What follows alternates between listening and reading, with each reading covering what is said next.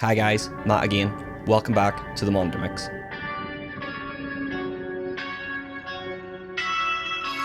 So what I thought I'd do today is do my album review of the new 4 Year Strong album, Analyst Paralysis. So I wanted to sit on it for a week to see how I felt about it, because I know people can get like first impression syndrome where they either love an album on the first listen and just that's it, or they don't get it first time around and they hate it. So I thought I'll give it a few listens, see what I think of it, and write some notes down. So I will be looking here for some notes, so just bear with me. So I wanted to stay away from the singles. So over the past few months they've been releasing some, and my mates have been like, have you heard this, have you heard this? And I thought I want to hear the album in complete entirety, and I'm glad I did. I'm not sure if one of them might have slipped through the net on a Spotify playlist, but hey ho, but I know I didn't go out of my way to listen to them.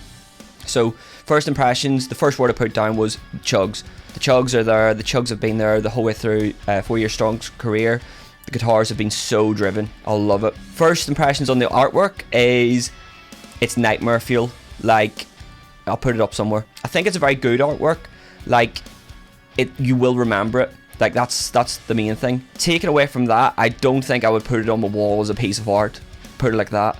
And I'll put some images of the back cover and the inside covers of the vinyl and stuff. Like, the whole experience of the artwork is insane, but I like it. But I don't think I'd rock a t-shirt with it on, but that might change. Another thing I thought when I listened to it was, there is 12 songs on the album and they are very punchy. And what I mean by that is, it's 35 minutes long, but 12 minutes. Like, it is kind of refreshing, like with my listening choices, to have an album that is fairly short and you can get through the songs, bang, bang, bang, amazing. So that was great, I thought that was awesome. So I'll give some notes on some of the songs on the album, and then I'll give an overall review of it. So what I've got here is Aftermath. Great start to an album. It's got a great mix of what they do pre this album, so classic 4 Year Strong, and also there's some elements in this song that I was a bit like, what's going on here? And not in a bad way. Like, the production techniques, there was some, like, I think it was like a bass synth at the very start that was just constant. I thought, this is not what I'm used to from a 4 Year Strong album. Not a bad thing at all. And I think that sets up the tone of the album. Like, there is a great mix of what you would expect from the band, and here's probably where they're going to go further on with their career, which if we wanted the same 4 Year Strong over and over again, that's not gonna please everyone. Like, we're gonna get bored of the band and they're gonna get bored of playing it. It's gonna fall apart. But yeah, I thought it was brilliant. I also said that I thought it was brilliant that they brought the harmonics on the guitar again, and that's a fundamental of 4 Year Strong. If anyone plays guitar and knows 4 Year Strong, like the harmonics and how heavy they can get, I thought that was brilliant. And I also said the middle 8 is very dark, and I think it's brilliant. I think it's so punchy. I'm going to use that word a lot, and don't think that's like a cop-out at all, but it's very hard not to see this album as in your face. 35 minutes of that, play it and repeat again. So I thought that was brilliant. Second song on the album, Bad Habits. Couldn't get it out of my head all week. First time I listened to the album, I kind of had it on, and I remember like going around the kitchen and doing some bits and just humming that tune over and over again, and I thought, that they've got me. So I played it back, and yeah, still lives rent free in my head. And there's a stop right before the first chorus, and like, I'm a big fan of a stop, especially if they're so tight, and this is to the point where on second listen I thought my Spotify had frozen, because I was like, okay, right back into it. Like, that's just me. But yeah, I thought it was brilliant. The melody still stuck in my head. Even speaking it now, I can just hear it cutting through. The chorus is brilliant, and that is definitely something that they will add to a set. And if they don't, they've missed a trick, because that is definitely a sing-along. But that was that. So after that, Maybe It's Me. I thought it was a very unique song for 4 Year Strong, and I don't really know why, but I just didn't see it coming. I don't know if it was in the flow of the album I didn't see it coming, or if it just in general. But like, I've listened to all their previous releases, and some of the stuff's a bit different to what they do. It's always going to be like that, but this to me was a bit different. It almost felt indie in parts, which was out of nowhere for me. But yeah, and again, love the stops. There were some really good stops on that. Brilliant song. Then the next song, Undercook, was next, and I thought it kind of gives me like post-hardcore vibes, like Turnstile. Like, the riff reminds me a lot of the vibe of Holiday by Turnstile, and if you've never heard that song, check it out, it's a great song. But yeah, the whole way through this song, I thought this song, if it was recorded by Turnstile, wouldn't be out of place on like time and space, or like it just didn't feel out of place really. So I thought that was a really good touch. The next song was Out of Touch.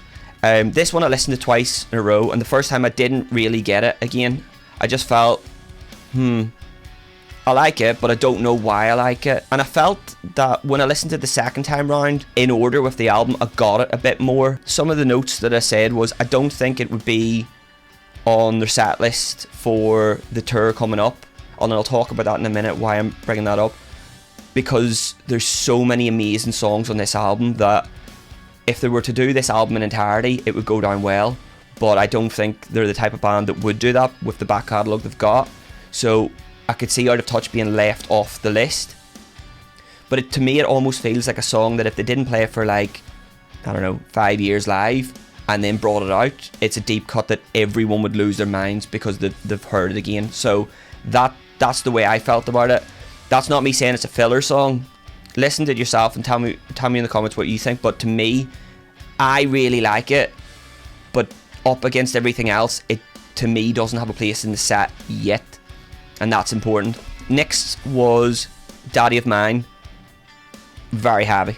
Very heavy. I thought the very rough vocals were very fitting of the place in the album. Like after, again, I might mention the flow, but it did flow very well, and to have that nasty vocals, and then there's a fantastic melody in it, like throughout, to be honest. The middle break was awesome with the harmonies and the vocals. Again, there was some Turnstile vibes there, and to be honest, like that's not me comparing them or whatever. I've been on a Turnstile binge, so take or leave whatever you want from that. But yeah, great song. And then there's Dead End Friends, and I felt it does a good vibe of bringing the pace down on the album. And what I mean by that is I don't want it to ramp up and then get to a point of going, oh, it kind of slows it down. And again, the flow of it. Dead End Friends was brilliant, very well placed on the album. What else did I put here? I put Paranoia. Love the vocals in this one, it was really fun. The upbeat melody just gives me summer vibes, and it just made me smile. Like lyrically, might not be that kind of song, but the melodies, it's something just hit.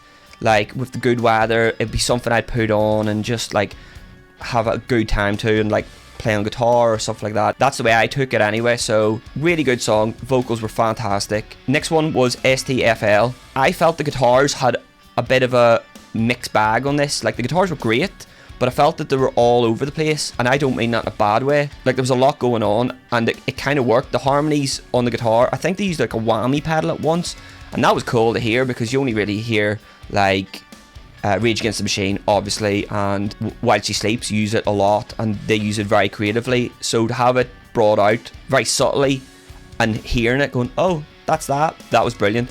And if it isn't whammy pedal, they've got that effect, so that was brilliant. And I can see this sitting very, very, very well in an upcoming tour. I can see it just being a crowd pleaser, 100%. And then next was my personal favourite, Roller Coaster. Everything about it was good, but the standout moment was when they did, I think it was the Chili sample from Love Roller Coaster or whatever it's called. Like, I just didn't see it coming. And to be fair, I did give this song the guitar solo of the album for me. I just felt it was brilliant. I just thought it was really, really good. And then I'm just going to skip on because I've plenty of notes, but next was Better Get Better, and it was just classic 4 Year Strong. I thought, this is it. If there was one song I wanted to learn on guitar after it, it would be that. And that was my take, and I think that takes a lot for me to go, oh, I really want to learn this, but it was a standout. I thought it was brilliant. Guitar work on it, amazing. And that's to be expected with a band like 4 Year Strong. They one of the best bands with the best guitars, like fantastic band. And then How Did I Let You Go is essentially the ballad of the album, if you could call it that. But it is I put that it's a chill way to end an album, and it would be a really good closer at the end of a set, or a set before an encore. I could just see it fitting in there very, very well. Other notes that I have on the album is the production across the board was fantastic. It was Will Putney who was the producer on the album, Some great techniques, some of them really weren't expected. The bass and the drums, production wise especially, were absolutely flawless. Like there was like a really overdriven bass line in, I think it's either track 1 or track 2, and it was so clean for a distorted bass track. Like it was so thick. Oh, it was brilliant. I thought it was great. The guitar sound tone was amazing. I think with 4 Years Strong they've got their guitar tone, like they changed it up slightly, but you could give me a track and I could tell you it's a 4 Years Strong guitar tone. I felt it with this as well, which is not a bad feat at all. I think that's a brilliant standout trait for them. Other things I said was, I thought that, and I've said this the whole way through this review, but the album did have a really good flow, and more importantly, it had what I expect in an album, is repeatability. Like, I've had it on all week, not just because I was making this video, but because it's fantastic, and you get to the end of the album, and maybe it is because it's only 35 minutes long, but you want more, and press and play again, you don't feel like you're just repeating the same stuff. Like you hear different nuances. It's very good at like sucking you in and finding new different techniques, and maybe that is a point. Maybe the new techniques help with this album because we're so used to how 4 Years Strong were at the very start. Like this is completely different, but with them elements. And I'm gonna be honest, I'm always a bit wary of listening to new albums when I've already got tickets for upcoming shows, mainly because I don't want the album to be a letdown, because there is a chance that they'll play like 5, 6, 7 songs off that album and then you're just waiting for your tracks. But with this, I'm really excited to see them when they play the UK. I can't wait. And they could play any of this, they could play that whole album in entirety, and I would be more than happy, which is saying something. Like, there's been a lot of bands I've seen in recent years where they'll almost play stuff that they want to play off the new album, and maybe it doesn't hit the mark, and then because of that, I don't want to say it ruins the gig, but you almost have your moments where you can go, well, I need to go to the bar now, or I'll go look at merch or whatever, where I don't think that the gig coming up will have any of that, so that's pretty cool. Overall, I think it's a very strong album, standalone. And what I mean by that is, if 4 Years Strong didn't release it and say a new up and coming band released it, I would think it's a standout album. I think it's brilliant, but it also ticks the boxes that it is a good, great 4 Years Strong album as well. So it's not been, they've hit the pinnacle with certain albums from the start of their career, and then there's this and it's up there or down there. I think it's brilliant. I think it's up there with what they've been doing. And overall, for a 6th album, like, I give it 4.5 out of 5. So take what you want from that. Like, but obviously, go listen to yourself. Let me know what you think. If there's anything on the album you picked up on that I didn't, like, I just wanted this to be a short-ish review. If I was doing this on a stream, we could go through every single track, but we don't have the time. I'm only giving you the notes that I've taken. But thank you for watching, and I really hope you enjoy this style of video, and please subscribe if you like, or don't. But thank you. Take it easy.